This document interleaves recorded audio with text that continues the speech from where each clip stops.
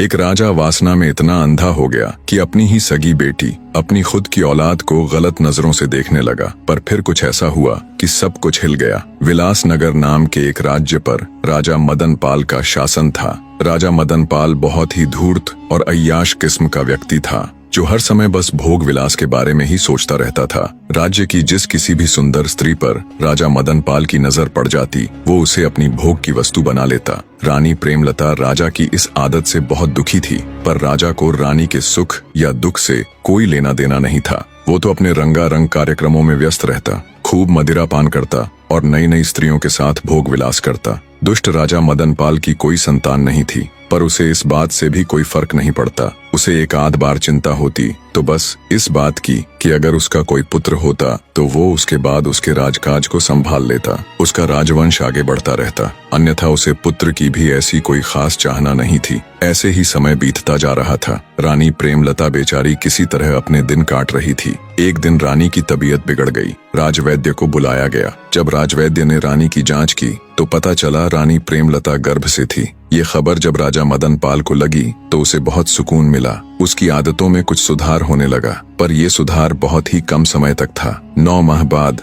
रानी प्रेमलता ने एक बहुत ही अद्भुत और सुंदर कन्या को जन्म दिया। पुत्र की राह देखने वाले राजा को जब इसकी खबर लगी तो उसके खून का पानी होते देर न लगी। उसने तुरंत रानी के पास संदेशा भिजवाया कि उसकी कोख से जन्म लेने वाली लड़की का वो कभी मुख तक नहीं देखेगा। वो अपनी बेटी को मुझसे दूर ही रखे। अगर कभी मुझे वो नजर आई तो मैं तुरंत रानी सहित उसको मृत्यु के घाट उतार दूंगा। बेचारी रानी को जब राजा का ये संदेश मिला तो वो खून का घूंट पीकर रह गई। इसके अलावा वो बेचारी और कर भी क्या सकती थी। अब रानी के पास एक सहारा था, तो वो थी उसकी नवजात कन्या। रानी को तो पुत्री के रूप में जैसे नया जीवन मिल गया था। अत्यंत सुंदर नयन नक्श वाली उस अद्भुत कन्या में तो जैसे रानी प्रेमलता के प्राण बसते थे। रानी जब भी उसको छूती, उसके दुलार करती तो उसके सारे दुख गायब हो जाते। रानी ने अपनी बेटी के अद्भुत सौंदर्य को देखते हुए उसका नाम तारावती रख दिया। उधर राजा अब पहले से भी दुष्ट हो चला था। लड़की होने के बाद तो उसने बिल्कुल ही रानी के पास जाना बंद कर दिया था। अब वो पहले से भी ज्यादा क्रूर हो गया था और खुलकर अपनी मनमानी करने लगा। ऐसे ही समय बीतने लगा। राजकुमारी तारा अब 10 साल की हो चली थी। वो इतनी सुंदर थी कि उस जैसा पूरे संसार में कोई नहीं था। रानी प्रेमलता को अब अपनी बेटी राजकुमारी तारावती के विवाह की चिंता होने लगी, क्योंकि पुराने समय में बचपन में ही बच्चों का विवाह कर दिया जाता था और जब उनकी 18वीं वर्षगांठ मनाई जाती तब उनका गोना कर दिया जाता। अर्थात जिस लड़के के साथ लड़की का विवाह होता, लड़की को अपना घर छोड़कर लड़के के घर जाना होता। इसी चिंता को ले रानी राजा के समक्ष जाती है और कहती है, महाराज, आप अपनी बेटी की शक्ल तक नहीं देखना चाहते तो ना सही, आप मेरे पास भी नहीं आना चाहते तो ना सही, पर अब हमारी बेटी 10 वर्ष की हो चुकी है। कम से कम अपनी बेटी के लिए नहीं तो इस समाज की खातिर ही सही। लोग क्या कहेंगे कि क्यों राजा अपनी बेटी का विवाह नहीं कर रहा। इस उम्र में तो सब अपने बच्चों के विवाह कर ही देते हैं। इसलिए हे राजा, जल्दी से राजकुमारी के लिए कोई योग्य वर देखकर उसका विवाह कर दो। अनमने ढंग से रानी प्रेमलता की बात सुन रहे राजा ने जब उनकी बातों पर विचार किया तो सोचा रानी ठीक ही कह रही है, सब क्या सोचेंगे। इसी विचार के साथ राजा ने राजकुमारी तारावती के लिए ना चाहते हुए भी वर ढूंढना शुरू कर दिया और कुछ ही दिन बाद पास के ही एक प्रतापगढ़ नामक राज्य में राजकुमारी तारावती का रिश्ता पक्का कर दिया। प्रतापगढ़ के ऊपर उन दिनों राजा धर्मपाल का शासन था। उनका एक ही पुत्र था जिसका नाम अभिमन्यु था। तय समय पर युवराज अभिमन्यु के साथ राजकुमारी तारावती का विवाह संपन्न हो जाता है। ऐसे ही समय बीतता गया। राजकुमारी तारा अब 18 वर्ष की हो चुकी थी। वो अब पहले से भी कहीं अधिक सुंदर हो गई थी। राजकुमारी तारा को भगवान ने जितना सुंदर रूप दिया था वैसी ही उसकी बुद्धि भी थी। राजकुमारी तारावती का गोना जाने यानी ससुराल में रहने जाने का समय भी निकट आ गया था। जैसे जैसे राजकुमारी के ससुराल जाने का दिन नजदीक आ रहा था, वैसे वैसे रानी प्रेमलता का स्वास्थ्य भी गिरता जा रहा था। जब रानी प्रेमलता को लगा कि वो अब नहीं बच पाएंगी और शायद बेटी के विदा होने से पहले ही वो इस दुनिया को अलविदा कह देंगी, तो रानी प्रेमलता राजा के पास जाती है और आंखों में अश्रु लिए राजा से विनती करती है, महाराज, मैं अच्छे से जानती हूँ कि आप हमारी पुत्री से नफरत करते हैं। आपने बचपन से लेकर आज तक उसे एक नजर देखना भी पसंद नहीं किया। लेकिन अब मुझे नहीं लगता मैं ज्यादा दिनों तक जीवित रहूंगी। इसलिए हे महाराज, मैं अपनी पुत्री की जिम्मेदारी अब आपको सौंप रही हूँ। जब तक उसका गोना नहीं हो जाता, जब तक वो अपनी ससुराल विदा नहीं हो जाती, तब तक आपको ही राजकुमारी का ध्यान रखना होगा और बड़ी धूमधाम से उसका गोना कर हमारी बेटी को विदा कीजिएगा महाराज। बस आपसे हाथ जोड़कर यही मेरी अंतिम प्रार्थना है। रानी की हालत देख राजा उसका हाथ अपने हाथ में लेकर बोला, ठीक है, मैं हमारी बेटी का ध्यान रखूंगा। राजा से तसल्ली मिलने के बाद रानी प्रेमलता का देहांत हो जाता है। रानी के देहांत के बाद उसे किए गए वादे के अनुसार राजा मदनपाल राजकुमारी तारावती को संदेश पहुंचवाते हैं कि आज वो उससे मिलने आएंगे। जब राजकुमारी तारावती को अपने पिता का संदेश मिला तो उसकी खुशी का कोई ठिकाना नहीं था। जिंदगी में पहली बार आज वो अपने पिता से मिलने वाली थी। दरबार के कामों से निवृत्त हो जब राजा राजकुमारी तारावती से मिलने जनाना महल जाते हैं और उसे आवाज लगाते हैं, तब राजा की आवाज सुन जैसे ही राजकुमारी तारा राजा के सामने आती है तो राजकुमारी तारा को देखते ही मदनपाल सुन्न पड़ जाता है। अपनी ही सगी बेटी को दुष्ट राजा गलत नजरों से देख रहा था। राजकुमारी तारा को जब राजा मदनपाल ने पहली बार देखा तो वो ये भूल गया कि उसके सामने कोई और नहीं बल्कि उसकी अपनी सगी बेटी है। राजा ने आज तक इतनी सुंदर कन्या नहीं देखी थी। मदनपाल को ये विश्वास ही नहीं हो रहा था कि सामने खड़ी ये खूबसूरत कन्या उसकी वही बेटी है जिससे वह जन्म से ही नफरत करता आया है। इतनी नफरत कि आज तक उसने उसकी शक्ल तक देखना गवारा नहीं था। पर आज जब पहली बार उसने अपनी बेटी को देखा तो अपनी सुध बुद्ध खो बैठा और बस एकटक उसे ही देखे जा रहा था। राजा मदनपाल की आंखों में पिता का प्रेम नहीं बल्कि वो दुष्ट दरिंदा था जो अपनी सारी मान मर्यादा भूलकर गंदी निगाहों से राजकुमारी को घूरे जा रहा था। राजकुमारी को देख राजा मदनपाल के मुख से एक शब्द भी नहीं निकला और वो बिना कुछ बोले चुपचाप वहां से वापस अपने शयन कक्ष में लौट आया। दुष्ट राजा वासना के वशीभूत हो अब बस राजकुमारी तारावती के बारे में ही सोचे जा रहा था। उसका दिमाग एकदम से सुन्न पड़ गया था। रह रहकर उसकी आंखों के सामने राजकुमारी तारावती का वही मुस्कुराता चेहरा आ रहा था। राजा को ऐसे ही बैठे बैठे पता नहीं कब दिन से रात और कब रात से दिन हो गया। उसके दिमाग से राजकुमारी तारावती की छवि हट ही नहीं रही थी। उसके मस्तिष्क में हजारों सवाल जवाब, हजारों तर्क वितर्क एक साथ चल रहे थे। इधर बेचारी राजकुमारी तारावती भी असमंजस में थी। जिस पिता से मिलने के लिए वो इतनी आतुर थी, जिस पिता को उसने पैदा होने के बाद अपने जीवन में आज पहली बार देखा था, पहली बार मिली थी। पता नहीं क्यों, पर उससे मिलने के बाद राजकुमारी को लेश मात्र भी खुशी महसूस नहीं हो रही थी। वो तो ये सोच सोच कर परेशान थी कि उसे उसके पिता के चेहरे पर ऐसे कोई भाव नजर ही नहीं आए कि वो अपनी उस बेटी से मिलने आए हैं जिसे उन्होंने 18 वर्ष तक नहीं देखा। उल्टा उनके चेहरे पर तो वे भाव थे जो एक लोभी पुरुष के चेहरे पर किसी सुंदर स्त्री को देखने पर आते हैं। उधर जब राजा मदनपाल को यह एहसास हुआ कि सुबह हो चुकी है तो उसने तुरंत अपने नौकर को आदेश देकर घोड़ा गाड़ी तैयार करने को कहा। आनन फानन में बावरा सा हुआ राजा घोड़ा गाड़ी में बैठ जंगल की तरफ एक साधु महात्मा के ठिकाने की ओर चल पड़ा। कुछ ही देर में राजा अपने नौकर के साथ साधु महात्मा जी के ठिकाने पर जा पहुंचा। राजा ने साधु जी को प्रणाम किया और बैठ गया। इतनी सुबह सुबह राजा को अपने पास आया देख थोड़े आश्चर्य से साधु जी बोले, कहो वत्स, आज इतनी सुबह सुबह कैसे आना हुआ? सब कुशल मंगल तो है? तब राजा मदनपाल महात्मा से बोला, हे साधु महाराज, कल रात से मैं एक छोटी सी उलझन में हूँ। राजा की बात सुन महात्मा जी बोले, बताओ वत्स, ऐसी क्या उलझन है जो तुम्हें इतनी सुबह सुबह मेरे पास खींच लाई?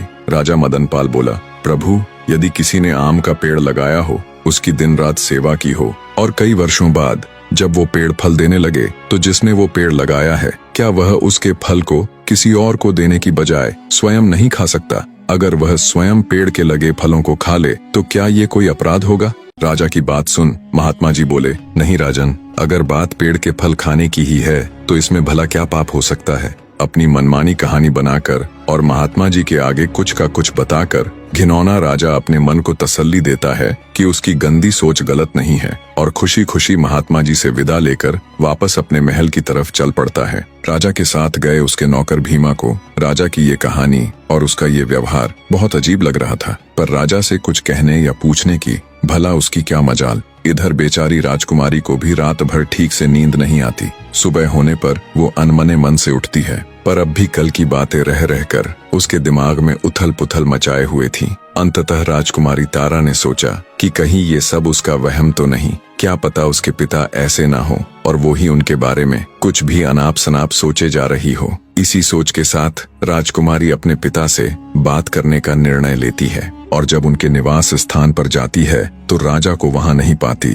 क्योंकि राजा उस समय जंगल में महात्मा जी के पास गया हुआ था। राजा मदन पाल महात्मा से मिलकर वापस अपने महल आ जाता है। काफी देर सोच विचार कर वो एक पत्र लिखता है और वो पत्र अपने नौकर भीमा को देते हुए उसे हुक्म देता है कि इस संदेश पत्र को लेकर तुम फौरन प्रतापगढ़ जाओ और राजा धर्मपाल को ये पत्र दे देना। राजा का हुक्म मिलते ही नौकर भीमा तुरंत प्रतापगढ़ के लिए निकल पड़ता है। कुछ ही घंटों का सफर कर वो प्रतापगढ़ पहुंच जाता है। राजा धर्मपाल दरबार लगाए राजसभा में बैठे थे। भीमा राजा धर्मपाल को प्रणाम कर जब राजा का दिया पत्र उन्हें देने लगता है तो राजा धर्मपाल कहते हैं, क्या संदेश लाए हो, जोर से पढ़कर सुनाओ। तो आदेश पाकर भीमा उस पत्र को राज्यसभा में पढ़ने लग जाता है, जिसमें लिखा था, प्रिय राजन, मुझे यह बताते हुए बहुत दुख हो रहा है कि मेरी पुत्री और आपकी पुत्रवधू राजकुमारी तारावती अपनी मां की मृत्यु का सदमा बर्दाश्त नहीं कर पाई और इस दुनिया से चल बसी। मैं यह सूचना आपको बहुत पहले ही देना चाहता था,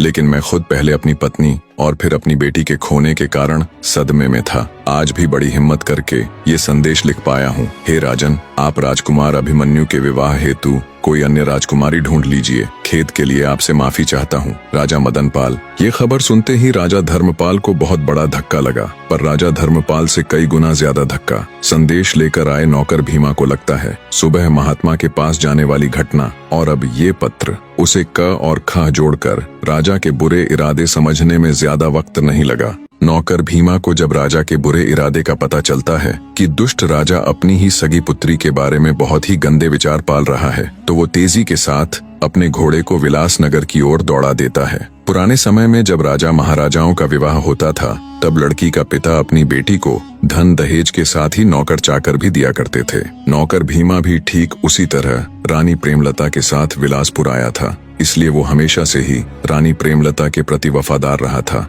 जब उसे राजा के अनिष्ट इरादों का पता चला तो वो कैसे भी करके रात होने से पहले राजकुमारी तारावती के पास पहुंचकर उसे इन सब बातों से अवगत करवाना चाहता था। वो तेजी के साथ विलासपुर की ओर बढ़ रहा था। इधर जब राजा मदन पाल के द्वारा भेजे गए संदेश की सूचना राजा धर्मपाल के पुत्र राजकुमार अभिमन्यु को लगी तो वो बेचारा एकदम सन्न रह गया। राजकुमार की हालत ऐसी थी कि काटो तो खून नहीं, जैसे उसके शरीर में प्राण ही न हो। जब आज से 7-8 साल पहले उसका विवाह राजकुमारी तारावती के साथ हुआ था, तब राजकुमार अभिमन्यु ने तारावती की एक झलक देखी। वो उसकी कजरारी आंखें, वो उसका मासूमियत से भरा चेहरा, तब से ही वो राजकुमारी के साथ अपना जीवन बिताने के सपने संजो रहा था। इन बीते वर्षों का एक एक दिन उसने यही सोचकर काटा था कि एक दिन तो ऐसा आएगा जब उसकी पत्नी यानी राजकुमारी तारावती उसके पास आ जाएगी। भारी हृदय और आंखों में अश्रु लिए राजकुमार अभिमन्यु को बिल्कुल भी यकीन नहीं हो रहा था कि उसकी पत्नी अब इस दुनिया में नहीं रही।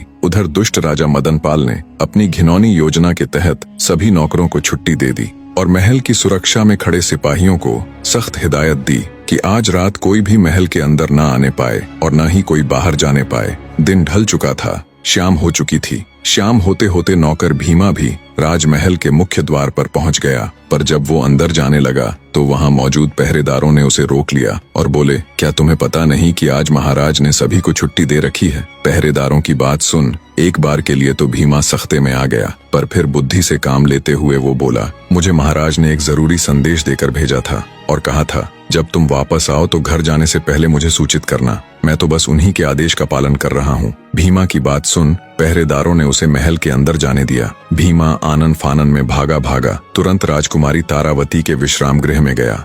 नौकर भीमा चुपके से राजकुमारी के कमरे में दाखिल होता है। विचारों में खोई राजकुमारी की नजर जब नौकर के ऊपर पड़ती है तो वो भड़क कर गुस्से में चिल्लाने ही वाली थी कि नौकर भीमा बोल पड़ता है, माफ कीजिएगा राजकुमारी जी, जो ऐसे अचानक बिना इजाजत के आपके कक्ष में चला आया, पर बात ही कुछ ऐसी थी कि मुझे ऐसे आना पड़ा। भीमा की बात सुन राजकुमारी थोड़ी शांत हुई और बोली, बताइए काका, ऐसी क्या बात है जो आप इस तरह मेरे कक्ष में आए? तब नौकर भीमा राजकुमारी तारा के आगे राजा के सुबह महात्मा जी से मिलने वाली बात से लेकर उनके दिए झूठे संदेश को लेकर प्रताप गढ़ जाने तक की पूरी घटना विस्तार पूर्वक कह सुनाता है और कहता है, माफ कीजिएगा राजकुमारी जी, छोटा मुंह बड़ी बात। पर जो पिता अपनी बेटी को उसके गौने के समय उसकी ससुराल न भेजकर वहां उसकी मृत्यु का झूठा संदेश भिजवाता है, उसके मन में कुछ तो बहुत ही घिनौना षड्यंत्र चल रहा है। नौकर भीमा की सारी बात सुन राजकुमारी तारा के पैरों नीचे से जमीन खिसक जाती है। आगे नौकर भीमा कहता है,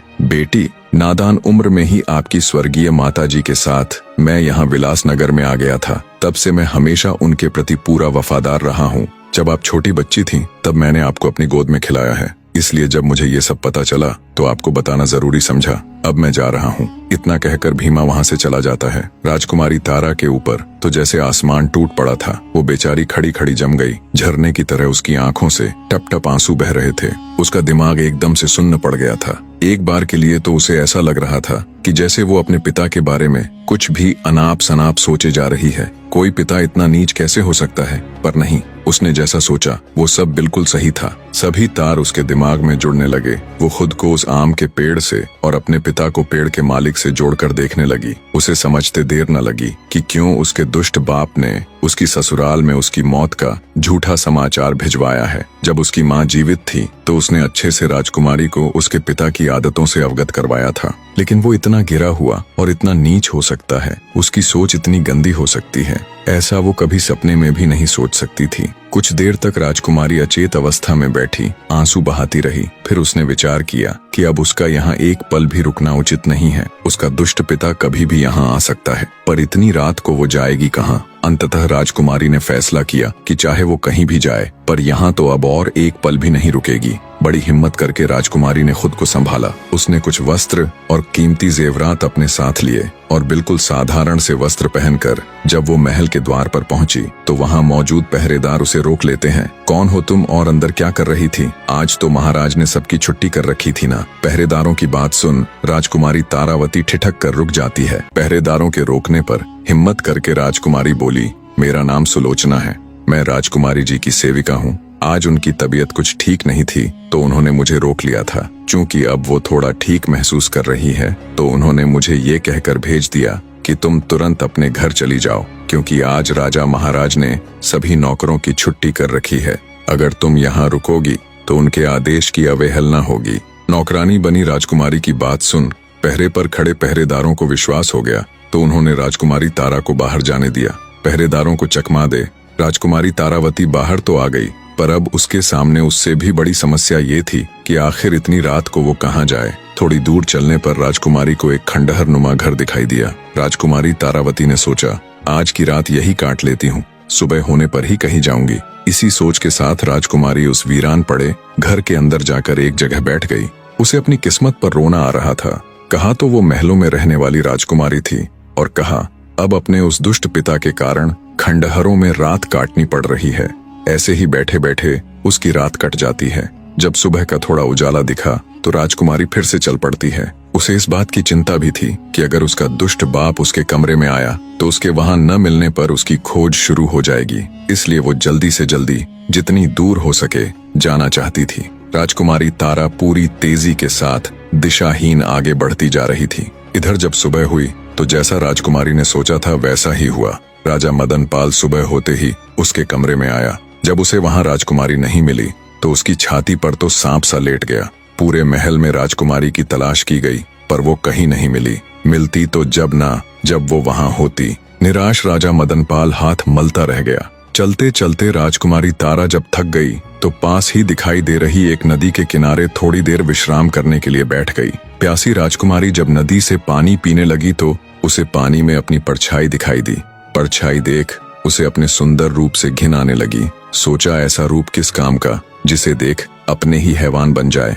अगर वो कुरूप पैदा हुई होती तो शायद उसे आज ये दिन ना देखना पड़ता। टूटी हुई आत्मा और थके हुए शरीर के साथ राजकुमारी वहीं बैठी रही। अचानक उसके मन में ख्याल आया, क्यों ना वह अपनी ससुराल चली जाए और उसके साथ जो बीता है वो सब उनके आगे बयान कर दे। फिर सोचने लगी, किस मुंह से उन्हें ये सब बताऊंगी और क्यों वो मेरा यकीन करेंगे। तभी उसके दिमाग में एक विचार आया कि क्यों ना इस पापी रूप को ही खत्म कर दिया जाए। ना रूप रहेगा और ना कोई इसका चाहने वाला। क्रूप स्त्री को कोई भी तंग नहीं करेगा। इसी सोच के साथ राजकुमारी तारा ने अपने पूरे शरीर पर कालिख पोत ली। कहानी के आगे का भाग भी बहुत जल्द आप सबके सामने होगा। बने रहे।